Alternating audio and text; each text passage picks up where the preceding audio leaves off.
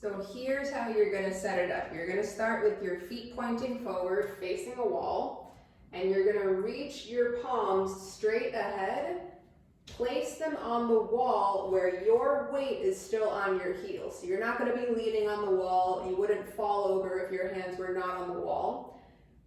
If you find that when you're facing a mirror right here to your side, that you see your hips in front of the rib cage, it's gonna look like this. So you see how right here, this is the back of my rib cage. If I were to draw a line straight down from there, this is where my hips should be, but they're forward. So we need to bring the hips back. And then you'll see once my hips are back, now I have my rib cage right on top of my hips. Versus here, they're forward. So even though I feel my heels on the ground, that doesn't mean that my weight is back on the heels. So push everything back. You should still be able to keep your toes on the floor. Okay? If you're finding they come off the floor, then you've probably gone a little bit too far. Just calibrate where your feet are gonna be.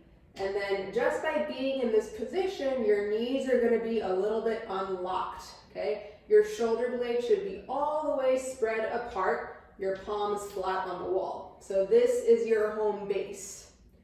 Whatever leg is not gonna be working, take a little kickstand, okay? That knee stays bent at all times. The working leg, you're gonna set it up in front of you where you can still maintain this position. So I'm not here, I'm still in that same rib cage right on top of the hips. Start with the front leg straight. So working left leg is straight, non-working leg is bent. And that heel is always gonna be all the way off the floor, so you're on the ball of the big toe. Now, your hands are gonna slide up and down the wall as you descend into the split squat. So very slowly, keeping a full arm's length, you're gonna come down to the bottom, and you'll notice my knee is right on top of the heel. When I push back up, my knee is going to straighten, the left one that's working. This one does not straighten, because if this one straightens, now I've lost the stacked position of my rib cage and pelvis, and I've used my quad of the non-working leg to stand up. So we're here.